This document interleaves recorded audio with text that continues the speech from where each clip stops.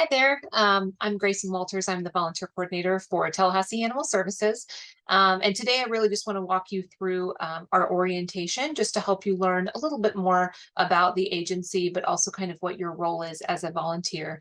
The first thing I love to point out is who we actually are. A lot of people in the community tend to confuse us with other agencies, one main one being the Leon County Humane Society. So they're a private nonprofit on the other side of town. We are actually the main shelter for both Tallahassee and Leon County. And so our official agency name is Tallahassee Animal Services. But a lot of people will use Tom Brown Park as where we're located as kind of a marker. And most folks in the community know who you're talking about when you use that Tom Brown Park reference. So the first thing, let me just kind of officially introduce myself here, although hopefully I've met you in interviews. I've been working here for about 10 years. I'm the volunteer coordinator for the shelter. Just so you have an idea of when I'm here, I am here Tuesday through Saturday for the bulk of the day to kind of help you. My weekends are Sundays and Mondays. And so I get a lot of questions about, well, can we volunteer on Sundays and Mondays? You absolutely can. Generally, I'm going to train you on a day that I'm here, but as you're more comfortable, technically shifts are available 7 days a week. But just so you know, my days off are Sundays and Mondays. I prefer to be contacted by email. Not that you're not welcome to call me, but generally I can get back with you a little bit faster if it's via the email. So there's both of my contact information there just in case you need to reach out. So kind of goals for today are just to help welcome you to the shelter. We're so happy that you're joining us. We certainly need the help of volunteers, but we also want to help you better understand our mission, both as the shelter and kind of within the volunteer role. And we are going to talk about some terms and concepts that you'll probably want to be familiar with. Of course, I'll explain the program itself, opportunities that are open to you. And then at the end of this, I'm going to cover the next steps. So like, what do you do after this? I will talk about that, and you will be getting a new volunteer packet to kind of look through at home. So let me first start with what our focus is as a shelter, and then I'll talk about the volunteer piece. So I'll just read it. It says to ensure public safety and the welfare of animals by enforcing animal control regulations and by providing a secure, healthy environment for these animals in our care. It's kind of a twofold mission statement. We do have animal control as a part of what we do. And so there is the element of what's happening in regards to animals, animal welfare, and a public safety health component out in the community. And then there's the animals that are physically here in the building. So our mission statement kind of encompasses both. But the volunteer mission statement is to come in, and the easiest way to think of it is we have funding to handle kind of the bare minimum of everything that must happen, right? They are fed, there's the officers out there enforcing things, like the bare minimum is handled, but really what there isn't resources for is anything else. And so to me, the volunteers kind of come in and elevate what we're able to do. So the mission statement reads to enrich the lives of homeless animals and increase adoption through community involvement and education. So we've got these animals in the building, and you guys are really helping give them quality of life while they're here. But beyond just that ground zero work and helping us with that, we're also trying to obviously move them out of this building as quickly as possible and kind of disseminate the information to help a community be a little bit more aware of the plight of homeless animals, right? And the things that we deal with, and to try to get that information out there so that they're better educated about how to prevent these things in the first place. As I mentioned probably to you in interviews and maybe some in personal conversation, we are an open admission animal shelter, meaning that we basically have to accept animals that come to us in our area. So if you're bringing me an animal from Leon County or the Tallahassee city limits, we do generally have to accept them. If they're coming from a different county, we're going to refer the folks back to that county, as each county is kind of funded for their particular area. So we are not a private agency. We are not a nonprofit. We are considered a municipality funded by both City of Tallahassee and Leon County taxpayer dollars. So when you talk about different agencies, you've got for-profit, you have nonprofit, and then you have that municipality sector. So we're underneath that government umbrella. The funding also supports 2 animal control agencies. So when we talk about animal control, we're talking about the officers that are responding to things within the community. There is both city animal control and Leon County animal control. And the easiest way to think of it is, and this is a terrible metaphor, I'll apologize, but basically, if you've got the sheriff's office in TBD and you're getting arrested, there's only one facility that you're going to go to, right? So even though you've got these two different jurisdictions handling whatever the issue is, there is only actually one jail or one shelter. So again, terrible metaphor, but kind of understanding that there's these different animal control pieces, but it doesn't mean that there's different animal shelters. We're only one building. We take in about 4,000 animals a year. That's down from the almost 10,000 a year when I first started in 2012 that were coming in. So definitely a good thing to have that intake go down. We've got about 40 full-time employees and about 4 to 6 part-timers, and I'll explain their role in just a second.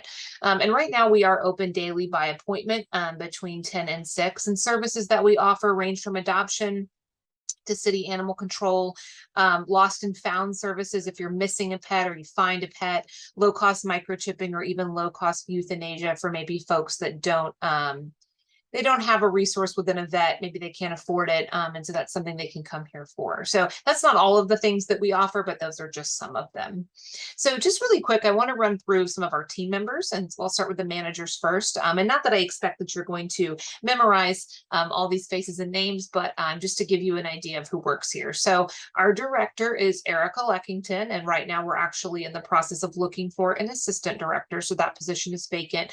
But underneath Erica, there are 2 kennel managers, Anne and Malcolm, who basically oversee the team of folks doing anything with the animals, the adoptions, the vaccines, the medications, the behavior assessments, the intake of animals. They're managing that group of folks. You've got Lieutenant Doyle and Sergeant Mifflin, both over city animal control. And then Dr. Barton and Dr. Agathias are 2 full-time veterinarians. So these are all of the managers within the building. You'll notice that none of that says county animal control, and kind of the way that works is that very separate agency. They don't actually work in the building. They just partially fund us so that they can bring the animals here, if that makes sense. So they're not actually in like the HR structure, of the folks that work in the building. And then you've got some of the coordinators. So I'm obviously the volunteer coordinator. You've got Kelly Jordan. She's our foster coordinator. So she's in charge of getting animals out of the building into temporary foster homes until they're adopted. Melissa Sharp, she does several different jobs. She's our lost and found coordinator. She talks with folks as animals are coming into the building, called an intake counselor. And she also does quite a bit with transports or out to rescues. She's our transfer coordinator, which you'll hear probably a lot about once you're in. Patricia Cooper is our city animal control dispatcher. So if you can imagine that we've got calls coming in, hey, this dog's running around all the time, he gets out of the fence all the time, or I'm concerned about the humane care of this situation, or he's just barking all the time, or whatever the thing might be. She's taking those calls in and then routing them out to the appropriate officer. We've got animal care specialists, which are under Ann and Malcolm. We've got vet techs, and we've got city animal control officers. So those are just kind of the groupings underneath your managers. We do have some part-time folks that do most of our cleaning and feeding, called our kennel technicians. And then of course you guys are volunteers. So that's kind of the general structure. And then we'll kind of roll through, what everybody does. So I think it's important, even though this is tedious and people don't love numbers, maybe you do, but I think it's important to understand the basics of what we and most shelters look at every single month, every year.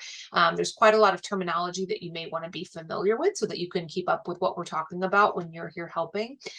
So really I'm going over this to cover the terms, but also just kind of from a conceptual standpoint that you understand what we're looking at and what we do every day. So basically, when we're looking at our monthly or yearly statistics, we're basically just looking at what types of animals did we get in. So cats, kittens, dogs, puppies, other would be rabbits, guinea pigs, ferrets, kind of anything else. And we're comparing how the animal came into the building or into the system and then subsequently left the system. And what that does is it gives you a whole bunch of numbers and stats, but generally the percentage that we're trying to increase is this live release rate down here at the bottom. So this is obviously from a couple of years ago, but that percentage right there is important because whenever you're defined as what's called a no-kill shelter, you're trying to achieve a 90% or higher live release rate. There's rarely ever a situation where you're looking at 100% because there's always going to be situations that come up, but you're trying to get to where if an animal is adoptable, treatable, you're placing them, right? And so generally that last 10%, 5% are, those severe cases that euthanasia is going to be most appropriate. So the goal is to try to increase that live release rate. But what we're looking at over here as far as terms, so the intake types are going to tell you a lot about, you're going to fall in love with your first dog or cat. You're going to want to know, how did they come in? What is their story? And so some of these intake types can give you a little bit of information. So the first thing we look at is something called an owner surrender, meaning they have signed over the animal to us. They can no longer keep the animal for reason A, B, or C. And not that we like owner surrenders, but at least in that instance, I generally have a little bit more background. Where did they get the animal from? Have they lived with dogs, cats, kids? Are they housebroken? Do they know anything? I'm getting hopefully a little bit more information under that scenario. When you see them come in as a stray, it just means we have no earthly idea about their background. So just kind of think about that as a question mark. You'll hear people say all the time, well, he looks like he had an owner. He probably did. It doesn't mean that they're unsocialized with people or that they've never lived with people. It's just there's an unknown factor to when they're coming in. And we'll get into, maybe the owner comes forward, maybe they don't. Stray just means I don't know what your story is. I don't know the background. Now, when you see return, they were from us. They were adopted within 30 days and it did not work out for some reason. And so now the animal is coming back. Sometimes those reasons can be a little lame, but most of the time it's like, hey, he tried to eat my cat, or, I'm allergic to him, or just something that they could not have foreseen. And then it's not a fit. And so they're bringing the animal back. Now, if they adopted and held on to the animal for 6 months, it's an owner surrender. So that return is really within that 30-day window after adoption. When you see owner assist, generally that means we're temporarily assisting somebody, sometimes in a boarding capacity, although we don't generally board people's animals. But we do deal with occasional legal situations like fleeing domestic violence, where maybe we're asked to step in and provide assistance temporarily to help somebody out with their animal. So sometimes you'll see those. Confiscation means that animal control had to step in and remove an animal from the situation. And I think generally people go right to cruelty or hoarding or something really intense, but we do deal with owners who are arrested or owners who pass away or hospitalized, where in that instance, there's not anybody else to take the animal. And so for the safety and the well-being of the animal, we're going to take temporary not ownership, but control of the animal. They'll be here. And then sometimes it goes back with maybe next of kin or whatever the situation might be. So it doesn't mean that they would never get an animal back, but it just, in that situation, animal control does need to step in and remove the animal. Now, when we talk about quarantine, hopefully everybody is well versed in the concept of quarantining at this point. But when we talk about quarantines, we're not talking about the COVID quarantine. We're talking about a rabies quarantine. And generally, it's going to be a 10-day period of observation. So whenever an animal bites somebody, and it breaks the skin and that bite is reported, the animal must undergo a 10-day observation period. Now, this doesn't have anything to do with the age of the animal, the vaccination status of the animal, the intent of the bite. It's just simply, did an animal bite somebody and it broke the skin? And if the answer is yes, and it's reported, the animal must undergo this observation period. And it's because we want to rule out that the animal has rabies. And the truth is that, 99.9% of the time, the domestic vaccinated animal is not rabid, but it's possible. As we know, a lot of wildlife carries it, raccoons, all that kind of thing. And so foxes, etc. And so we want to make sure that they definitely don't have it, because if a human was put in the place of potentially having rabies, it's absolutely fatal if it's not even really treatable once past a certain point. So it's just significant in that it's such a high stake, such high stakes, that we want to go ahead and do that 10-day observation period. We also talk about transferring to and from a rescue or other agencies is an easier way to say it. Most of the time, we're not transferring animals into our agency. Typically speaking, it's transferred out, which we'll get to. But I'll give you an example of when it happened. Back with Hurricane Michael, we had all of the shelters and agencies to the west of us were in a really bad place after that hurricane. And so we actually took on animals, transferred in animals from their agencies to provide relief. And then actually some rescues down south agreed to take them on, and then they were transferred out. So they were transferred in and then out to another rescue. So there have been situations where we will take something in from another agency, but usually it's going to be us transferring animals out, which we'll get into. So those are your intake types. Now we're going to talk about how they would leave the system. So adoption, you're going to see a ton about that. That's a very front-facing, fun, feel-good thing. But that does mean that we are adopting them out to a new home. When you see the category of died or missing, I think it's important to remember that those are not common, like at all. But they are things that happen outside of our control. So let's say a mama cat gives birth to kittens in the middle of the night in the shelter, we're not here, and maybe one of those kittens doesn't make it, and we see that in the morning, we'd have to put that in, is that it died. Missing, like cats breaking out of traps, escaping into the ceiling, doesn't happen as much, I feel like, these days, but it has absolutely happened. Rare instances of dogs getting away from handlers and then not being able to get them back, we have to classify it as something. So that would be those. And then when we do talk about euthanasia, we're breaking it down into why we're choosing to euthanize, which behavior and medical are our two most common reasons for euthanasia. Behavior being kind of that public safety element. I don't feel that this is appropriate to place in an adoptive home, or medical being our medical team or our veterinary team is signing off on that.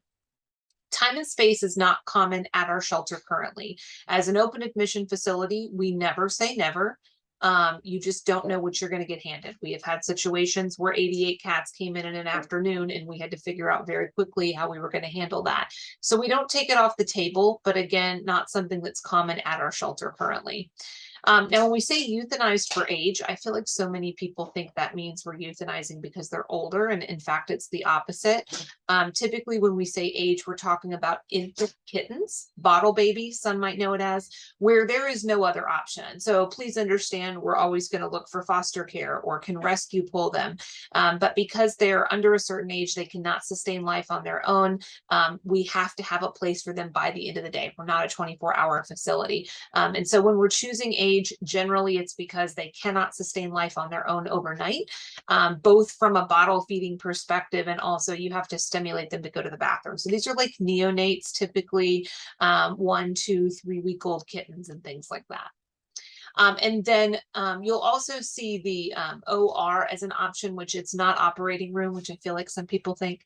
It does actually mean owner request, so not a shelter animal. This is a owned animal where they've been impounded into the shelter, and now that owner is choosing euthanasia for some reason. We also deal with a few different outcomes, which we'll get into a little bit later. So reclaimed, or RTO, means they're going home with an owner. RTO meaning return to owner. So think back to your stray. They came in. We didn't know if they had an owner. This is the owner coming forward saying, hey, this is my dog or my cat. And they're actually reclaiming the animal back. You will also see return to field, sometimes called return to home, RTH or RTF. This means that cats are spayed and neutered and put back, which is appropriate in situations like healthy ferals, community cats where there's a feeder, or when there's an obvious situation of ownership, which we'll get a little bit more into in a minute. And then back to that transfer. So we do work with a lot of other rescues and agencies that are interested in pulling animals from our shelters. So the general lay of the land is that you've got us or other open admission agencies where you've got this just constant influx of animals all the time, which we have to do. We're open admission and we're municipality. But then you've got these private agencies that can pick and choose what they take on based on the resources that they have. So if you've got these private agencies that had a big adoption event and now they've got a bunch of room to take on others, usually the relationship is that they are then pulling from the open admission shelters to both help them place animals, but also to alleviate kennel space so that we're able to help the next one. So you'll hear a lot about our transfer program coming into this. So I know that was a lot of information, but I just want you to hear those terms kind of right off the bat, because you're going to hear those things thrown around right when you get here, and we want to make sure that you're understanding what we're talking about. So kind of understanding the general process and flow of things surrounding these terms. Again, we receive animals from a variety of backgrounds and circumstances. So they're coming into the building, right? But depending on their intake type, the animals may or may not legally be ours right off the bat. I think most people think that everything in a shelter needs a home, and that's not necessarily true, because they might have an owner. It might be a part of a situation where we know about the owner. Lots of different reasons where they may not be ours, and we call that being either unavailable or on hold for a variety of reasons. So generally, once the animals are available, meaning legally ours, we will assess them to determine the appropriate outcome. From your perspective as the volunteer, you're going to see a lot of things. You're exposed to a lot of things. It's important to remember that not all animals that you see need a home. And furthermore, may be involved in one of those sensitive situations. So from a really just confidentiality standpoint, you need to understand that if the animals are not legally ours, I don't have the ability to give you permission to spend time with them, pet them, stick your fingers in the kennel, or take pictures, as they could be evidence in a cruelty case or sensitive with a legal situation. So they do need to be adoptable animals that we have assessed in order for you to spend time with them, which we'll get more into. So when do they become ours? How does all that work? When we're talking about owner surrenders, they are available immediately pending a behavioral assessment. So what that means is the owner just signed them over to us. So legally, that animal is immediately ours, but we still want to look and clear them medically and behaviorally. So once we have done that part, yeah, there's no hold time for them being ours, but we still need to do these assessments before we clear them for you to spend time with. When we talk about, and that's the same for really any animal, owner surrenders are available immediately. We just have to do those assessments. When we talk about stray animals, it's a little bit different between dogs and cats. So I'm going to start with dogs and puppies first. So the animal comes in as a stray. I don't know who you are. The first thing I'm going to do is scan you for a microchip, because microchips dictate ownership. So if beep, beep, they've got a chip, hopefully that information is up to date. We can give that person a call and get them home. If there is no microchip, I mean, and even if there was and we hadn't reached anybody, but regardless, for that stray, for a dog or a puppy, we're going to hold them for 7 days to determine if they have an owner. So we want to give an owner a chance to figure out that their dog or puppy is here. And so while we as staff feed them and water them and give them medical attention and make sure they have everything they need, I can't give the volunteers permission to spend time with them just yet. Cats and kittens are a little bit different. Same thing with the microchip, and we would always scan a cat for a chip. And again, if it has a chip, then we're going to go down that rabbit hole of hopefully reuniting them. But if there is no microchip, the easiest way to think about it is that we have more options for cats, being that cats are allowed to free roam outside, whereas dogs are not. So when we get ferals or community cats that are outside, have a food source, already doing fine, or in situations where it's likely somebody's animal, if you were to just walk outside your house and there's a fat cat with a collar on and he's meowing at you, to immediately assume that he needs to be saved is a little short-sighted. Cats often are well known for having multiple houses that they go to, multiple food sources, are masters in convincing you that they're hungry and that they need food. And so we try not to snatch up other people's cats, is the easiest way to say it. So in some situations, we may put them back, making sure that they're spayed or neutered and vaccinated before we do so. So the easiest way to think about that is just that we have more options, whereas we wouldn't just be able to put a dog back out on the street. That wouldn't be appropriate, but sometimes is appropriate for our cats. Okay, so let's talk a little bit about the adoption program and process. And this is certainly fun to see and a favorite part, I think, for most volunteers. So before COVID, all volunteers helped with customer service, adoption help. We had people, back in the kennels all the time. Right now, we're doing more of an appointment-based system with an approved kind of adoption questionnaire required first. So what that means is when somebody wants to adopt, we want them to go ahead and fill out our questionnaire. It's not a contract. It's really just finding out about their information, but we want to make sure that they can adopt before we actually start, spending that time with them, figuring out who's going to be the best fit. We certainly had situations before where you'd spend 2 hours with somebody only to find out that they couldn't actually have an animal, or, they had negative history in our system or whatever it might be. So we like to just kind of do that pre-approval first. Adopters do have to be 18 or, at least 18 to adopt. And basically, the easiest way to explain our process is that we do approve an adoption questionnaire, and we can deny them for certain reasons. But unlike maybe a private agency that could take 10 applications and say, you know what, I really like this one the best, or I like you the best. You can do that as a private agency. We cannot do that as the government. It has to be a little more fair. So it is a first come, first serve with an approved adoption questionnaire. And generally, we cannot hold animals for any reason. We encourage people to check the online kennel to shop and kind of look to see who we have.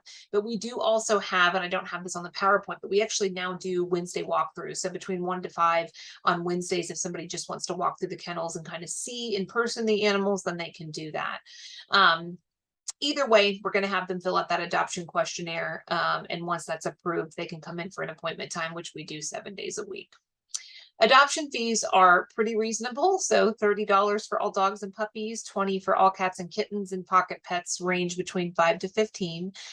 They do have to be spayed or neutered before going home. So if that surgery is already done, they leave the same day. If they are not, we call it an adoption pending, and the animal leaves the day the surgery is done. So kind of going back to that, we can't hold animals for any reason. That's the one loophole to that. If they are not already spayed or neutered, then we would hold them until that surgery is done, and then they go home. The 30 and 20 does include the spay neuter surgery, vaccines, microchip, deworming, food, medications. Our older dogs actually get a solid leash and collar to go home. So lots of different things that kind of go home with that packet, which are pretty cool for that 30 and 20 price point. So let's get into some of the volunteer expectations and just kind of how this whole thing works. So the first two things to me that are the most important that hopefully should go without saying, but we'll go ahead and say it. All animals should be treated with kindness, patience, and respect. Okay, so we obviously always want to be, making sure we're taking care of the animals that we're here to serve. Furthermore, you are representative of the city of Tallahassee by volunteering for us. So we do expect you to act professionally at all times. If it's not appropriate in a job, then it's not going to be appropriate with the volunteer program. And so just kind of understanding that both within the building, but there's going to be opportunities where you're very front facing and people do judge based off of how you're acting, the words you're using. All of that is really important from a perception standpoint as well. Reliability, please be on time for anything that you sign up for. I mean, obviously that's a great trait. I want to know when you're going to be here, but it's me versus about 165 volunteers. And so sometimes I get that you might be running late, totally understand things happen. But if I've got another appointment right on the end of that, then that may throw the timing of my day off a little bit. So especially if we have an appointment, something like that, please make sure you're on time. If you do have any conflicts, then the next piece of this is demonstrate good communication. I totally realize that things come up, and I'm generally really flexible as long as you're communicating and letting me know what's going on. Ask questions. You may have learned 2 things your first day, but now it's your next day and you're not sure how to do this other task. So ask as much as you need to get clarification. Please check your email, read your email. I'll give you a good example. We had an adoption event just the other weekend, and some folks had not been checking their emails and showed up and were just totally flabbergasted as to why all these people were here and everything that was going on, and we were having this massive event. So do make sure you're checking your email so that you're in the loop with what is going on. I do send you an email each day with the daily schedule, just so you can be in the loop with who's scheduled and how much help we have, and just some basic reminders and things like that. Please always be helping or asking how you can help. I realize that short breaks are needed, and that's 100% fine. But the easiest way to say it is, this is a place of business. We have a lot going on, and it's not a place to just come hang out, sit at the table, check your phone, socialize for, an hour, 2 hours. Obviously, if you need to take a break, that's cool. But just that you're always helping and that you're productive while you're here. Flexibility, we're crazy. So, the ability to roll with it, pivot if you need to. We get last minute curveballs in all the time. So you may come in expecting to do one thing, and I might need you to do something totally different. So just being flexible is really helpful. Dress appropriately, which we will get into, and just kind of following the volunteer dress code. You do need to be identified as a volunteer. We're not open to the public. So if you just show up in plain clothes and head on back, you will get stopped just because they're not going to know who you are. So you're going to want to make sure you've got the volunteer stuff on. Be realistic about your own limitations. And this really, it could apply to anything, but really especially about the animal handling. I'm not even good with every animal that's back there, and I've been doing this a long time. So I think it's really important to remember and be realistic with yourself about what you can safely handle. We obviously want to keep you safe, but sometimes when accidents happen, especially with the animals, it can negatively reflect on the animal. So if it wasn't something you were really equipped or prepared to handle to begin with, I need for you to have those honest conversations with yourself, both for your own safety and for theirs. Please be open to constructive feedback. There's going to be situations where maybe you need to do something differently, and that could mean a million different things, but just kind of being open to that when it comes, because, certainly we're not all perfect, and, we want to try to give you support as we can, but be open to that as you receive it.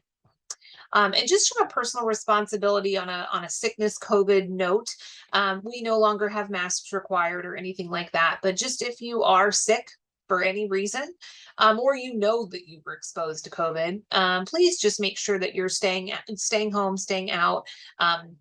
Hope you feel better soon. But we have a lot of animals to take care of, and it's detrimental if everybody gets sick and lots of staff are out and that kind of thing. So we want to try to keep the viruses out whenever possible. Just a couple of little housekeeping things. So the volunteer dress code, you do pay a $15 program fee, which is due on your first day. Just to kind of highlight that, I can take cash, check, or credit card, but that $15 fee allows me to provide you with your uniform. Now, it's not buying a shirt, so it's not like you're going to pay me all this money to get all these shirts. It's a one-time fee. I give you a blue teal colored t-shirt to start for new folks. And then as you level up, you trade in your blue shirt, get your green shirt, etc. Essentially, that allows me to provide you what you need. If you get a hole in your shirt, I could just give you another shirt. So it's not like you have to buy a bunch of clothes, if that makes sense. But we basically have the different levels as far as green for level 2. We're actually working on a gold color for level 3. Pink are my kind of playgroup handlers, level 4 behavior modification team, and then my vet team volunteers have gray scrub tops. Long pants and capris are a must as far as on the bottom. No rips or holes, please. Just things that animals could do this and rip. So you do want solid pants, but long pants or capris are perfect. And then closed-toed shoes with socks. I will invite you to our volunteer Facebook group. It is a closed, drama-free group just to kind of network with other people, share cute photos, ask questions. So that's, really fun for everybody to engage in. And it is totally fine to post pictures and videos of adoptable animals, just to reiterate that. Few different safety kind of issues and topics to consider. Accidents do happen. Please let me know if something happens, animal related or not. I think the main thing to know is that you're covered under our workman's comp kind of umbrella. So if you're injured, whether that's animal related or not, I can actually send you to Patients First, or God forbid the hospital if I need to, and the city will actually cover you like you're an employee. So just so you know that. If it is animal related and it's a bite that broke the skin, we are going to have to do a 10-day quarantine for that animal. Now, I don't have to quarantine for dog scratches, thank goodness, but I do have to quarantine for cat scratches as well. I have a whole other thought process on that, but we do technically have to do that. I guess there's some theory behind they lick their paws and self-groom a lot, and saliva can be, where the rabies virus is, so they want to make sure that that's not transferable that way. So if it is a bite from any animal and you are bleeding, or a cat scratch, we will have to quarantine the animal. Now, if you notice something medically or behaviorally with an animal while you're volunteering, so this isn't a situation with you, this is like they're sneezing, they're limping, whatever it might be. If it's an emergency, then you don't need to worry about this next part. You go grab whatever staff member you find first and say, I need help, follow me. And anybody here will do that. If it's not an emergency, which is most of the time, you want to fill out an entry in our medical or our behavioral observation log. So you can't see, but this is my office. And I've got some logs right over to the left of my desk. And basically one is medical, one is behavioral. There's actually also one for the building. These are kind of in lieu of a sticky note. Like, hey, this dog had diarrhea today while I was walking him, or I noticed that he was toe touching or limping in the kennel, or maybe sneezing or coughing, something upper respiratory. So you just want to make an entry in the log. and then I'm going to respond to it. So generally I can send a vet team request if they need to do an exam, or I can let the animal care team know if they can handle it. So just so you know that those are in my office, and you're welcome to note things that you see so that we can follow up on it. Just as a little bit of an FYI, something called Happy Tail, just because it does appear in the medical log quite often, so you know what it is if I reference it. When dogs are in a kennel, especially if the sides of the kennel are like this kind of brick material, and the dog's really happy or excited and his tail's constantly hitting both sides of the wall, it can cause a little wound or injury on the tip of the tail, causing it to bleed. It's minor in the grand scheme of things, but because their tail is doing this, the little teeny tiny droplets of blood tend to look like paint splatter all over the kennel. So when you've never seen that before, it looks alarming. I promise it's not. You're still welcome to let me know, but there's not a whole lot we can do for it, because they generally just, the bandage is just going to come off every time we bandage it. So usually the trick there is to get them out of the kennel as much as possible, or even better, adopted. From a behavior standpoint, I think most people tend to lean towards negative behaviors that they notice, and that's fair. We want to know about what's happening, but you can add good things into anything you put in the behavioral log is going to make its way into the animal's permanent record. So if there's something really good you want to note, please put that in there as well. Okay. Also on the safety spectrum, we do deal with a lot of zoonotic diseases in the building, and that's just any infectious disease that can be transmitted between species. So from humans to animals or vice versa. So an animal to human example, things that you can get from animals. And this is certainly not an all-inclusive list, but just, for example, ringworm, which is a fungus, hookworms, which is a parasite, or rabies, which is a virus. And so those are things that are transferable, okay? Now, the other thing to keep in mind, other than you just contracting something, is that you can actually be the vector of transmission. So while you may not contract the illness, you can be the one responsible for spreading it. So if you go in and you see 10 kittens and, oh, they're so cute, and you just want to go kennel to kennel and, oh, you're just so adorable, you can, if kitten number 1 was sick, you can then spread that illness along to every kitten. So really just remembering to wash your hands, go home and wash your shelter clothes, really just practicing good hygiene, because you are interacting with all these animals, and sometimes we have not caught whatever illness they might have. So just as a reminder, wash your hands, don't just go animal to animal, and wash your shelter clothes when you get home. Okay. Now, from a health standpoint in the animal, I do want to talk a little bit about heartworms. And this came more into play when you had a little more contact with the adopters. You would go and you would look up information on a dog, and you'd see that he was heartworm positive, and then you would run to me going, oh my God, what is heartworms, and how do I explain this to the adopter? So you don't have as many of those interactions, but you will see that a dog is heartworm positive. You may be talking to a friend or a family member about it. You might be on a field trip with the dog and somebody wants to know about heartworms. And so these are really just kind of the talking points that I want you to have a good handle on. So heartworms, deductive reasoning, they are actually worms that infect the heart and the lungs. So the first thing to understand is that heartworms are not the worms that you see when they shed them in the stool.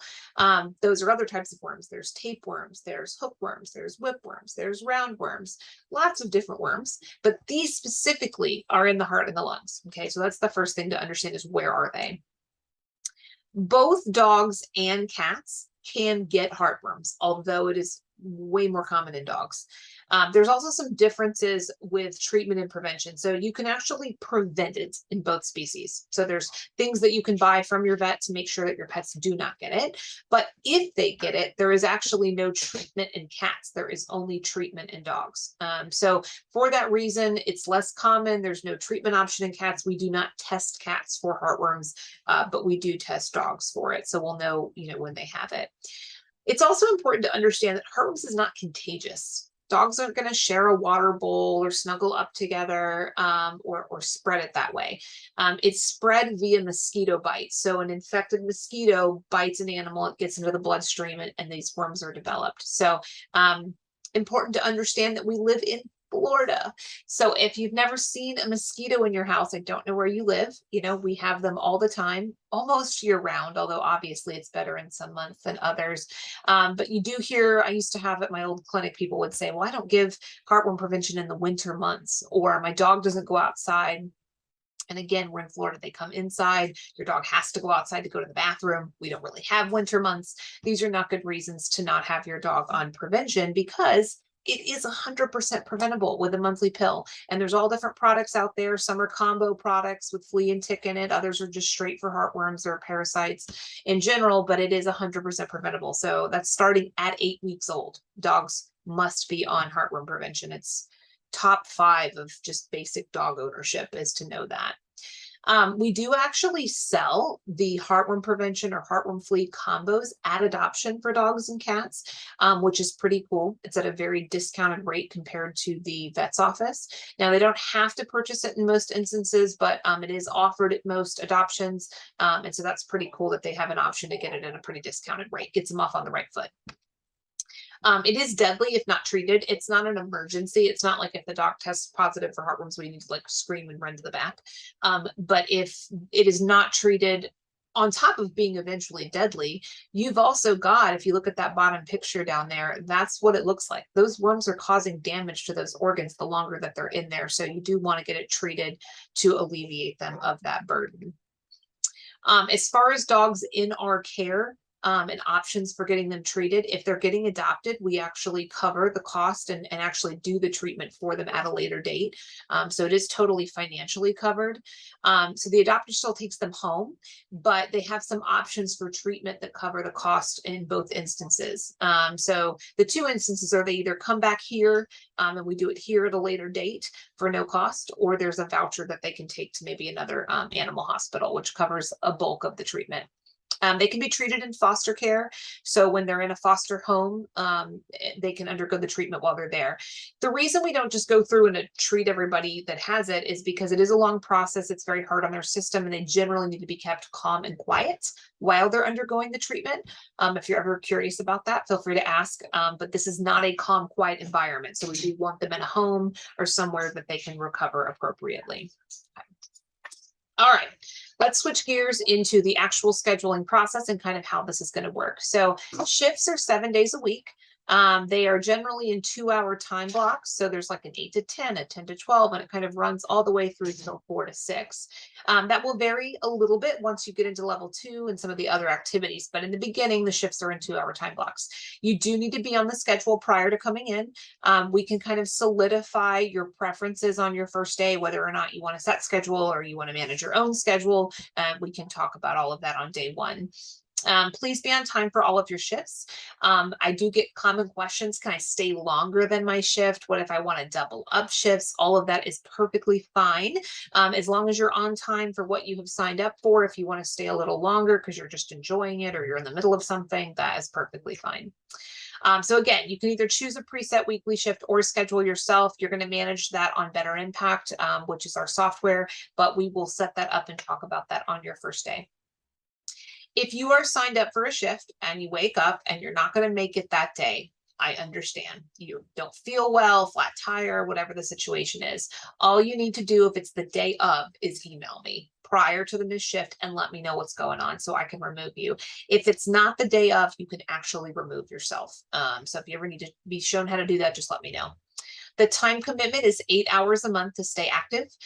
There is no maximum, but we do look for that 8 hours a month for 2 reasons. A, we want to keep it fair for everybody. You know, it's not fair when someone's killing themselves to make things happen and another person's like coming in for 45 minutes. So that 8 hours kind of evens that out. But there is a reasonable amount of time that you need to be here to know what's going on, be in the loop, know the animals, and make you, more effective in your volunteer capacity.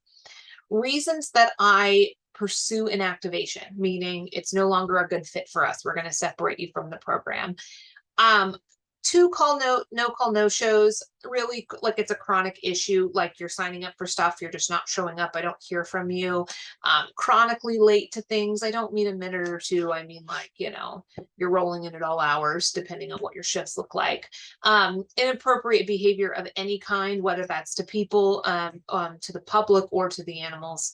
Not meeting minimum hours consistently. So I run that report each month. And if it's just every single month you're at an hour, you're at 3 hours, we've talked about it, it's still just not working. I'm not mad at you. It's just not what we're asking for. And I'm happy to pause your status if you want to come back at a time that you think it is more feasible. But we are going to look for that minimum. And you can choose to take a break as well. You can always choose to pause your status. It doesn't mean you can't come back. You don't even have to reapply. You can just pause that status and then let me know when you're ready to return. Opportunities for you guys start off at shelter support, which is what we call helping hands. We start everybody off here kind of regardless of your background, just to get you just a general idea of the shelter. It's kind of task oriented, and we'll get into details in a second. Now, after a month of that, as long as you have maintained your 8 hours, you are eligible to take level 2 training, which then branches into either working more with our dogs or with our cats, which we'll talk about.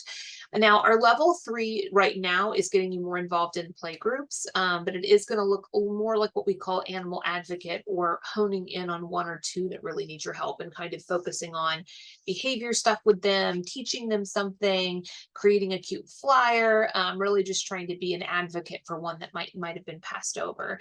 And then our level 4 is actually working with dogs that are more challenging from a behavior standpoint. So it's actually behavior modification, dogs that are getting mouthy or jumpy, or maybe it's really fear-based, something where they need a little extra help and it might not be safe just to have, a person come in with no experience to work with them. So that's called our level 4. So to recap for level 1, it could be cleaning kennels and feeding animals, which is the morning shift. There is laundry and dishes. There is enrichment. There is restock and refreshing things, maybe just filling water bowls or restocking something or putting away inventory, dumping the donation cart. Afternoon kennel attendant is a lot of poop scooping, maybe water bowls, things like that. And then in the afternoon, we do more laundry dishes, but then if the Kongs have been prepped, we actually pass the Kongs out, which is a form of enrichment. Other opportunities, we have a monthly yard sale the first Saturday of every month, maybe special events, like we just had Smooches with Pooches. Recording this in February, so we had a Valentine's Day event.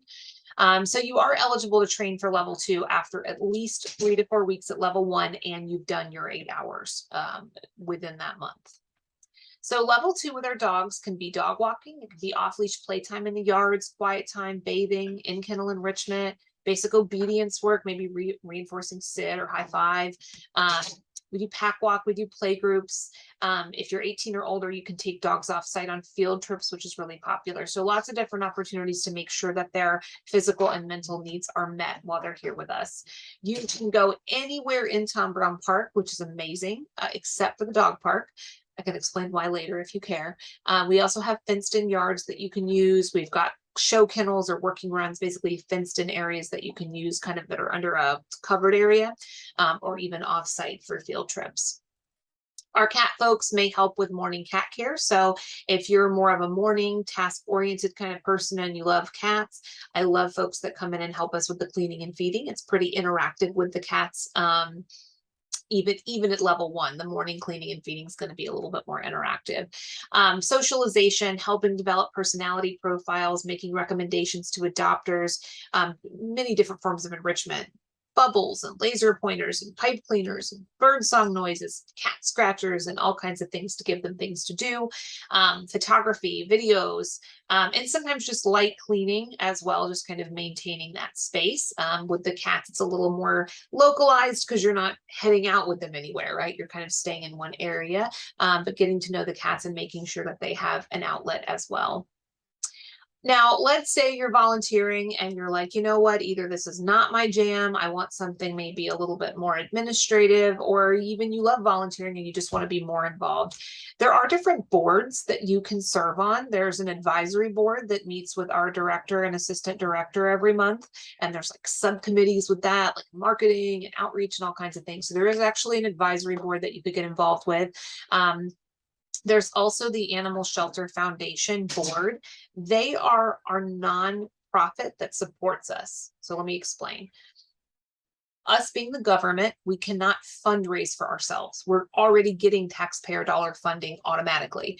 So you can't actually go out and be like, help me, I'm poor, give us money. That's considered double dipping. But obviously shelters don't have everything they need. And so the way it works is that you've got this taxpayer dollar like organization, but then you've got the 501c3 that creates itself. They do all the fundraising, and then they directly support you through, if an animal needs a specialty surgery, some of that heartworm treatment stuff, ASF is providing that. So they have a lot of fundraisers, and there's definitely occasionally overlap, like I'll plea out and say, hey, they need help with this or that. But if you are interested in more of like, special event planning or support in that way, we can get you involved with the ASF crew. There are some administrative opportunities. I wouldn't say a ton, but some. So if that's your thing, please let me know. And then of course we have both a vet team volunteer program and fostering options. So those are just other ways to help, but they are considered separate programs. The foster situation is you can go on and fill out a foster application, but that is essentially to take an animal on short term until it's adopted. The vet team volunteer program is assisting our vet team. It could be anything from helping with surgery to patient exams to running diagnostics. There's a lot of things that they do. And we do recruit for the vet team 3 times a year that kind of go in line with the semesters. And we only open it up and offer it to existing volunteers. So it's not even something that I offer outside of our current pool. So if you are an active volunteer with us, then you're in the loop with that and can apply to be on that. Okay. We're going to wrap up here. The first thing I want to cover is just the next steps, what happens after today. I am going to send you a follow-up email when I get contacted that you have completed the quiz here in just a minute that you're going to take. In that packet, you're going to see the email that explains a lot of just how your first day is going to work, but there are attachments to that email that you will need to review. One is the volunteer manual, so you'll want to look through that. One is the volunteer agreement. I do want to point out here, if you are under 18, this volunteer agreement you need to print at home. Not only will you sign it, but so will a parent or guardian. So that's really important that you bring that with you on your first day. There will also be some animal behavior slides and information to review, just so you have a foundation of basic animal body language, as well as how to log into our volunteer portal. So the email is going to have all that stuff in there. Now, you can certainly click around the volunteer portal, start checking it out, upload your photo, all those things. But for your first day, what I need you to do is respond to the email that I send you with that packet and let me know the actual day that you want to start. I need to make sure that I'm on hand to take you on the tour and actually get you started. So think of your first day like an appointment with me. After that first day, then you can start signing up for shifts and kind of coming in at will. You do have 2 weeks to do this. Generally, I don't like too long to go by so that you've forgotten all this stuff that we've talked about. So if you've reviewed this, and then I send you the packet, but I don't hear from you within 2 weeks, generally I will consider your application or your status inactive at that point. If you have any issues with that, or you're like, wait, it's going to be 3 weeks, I'm so sorry, just email me so that I know, and that's not a problem. Okay. What do you do on your first day? So if we're open, you can just come in and ask for me at the front desk, and I will come up and grab you. If we're not open yet, applying to that kind of 8 o'clock time frame, if you are facing the front of the shelter and that front door is locked, if you walk around to your right, there is a side door entrance, and that's where you're going to want to come. We're going to be meeting each other, so I will be ready for you. So we will confirm your schedule and go over all that stuff. I'm going to process your program fee at that time.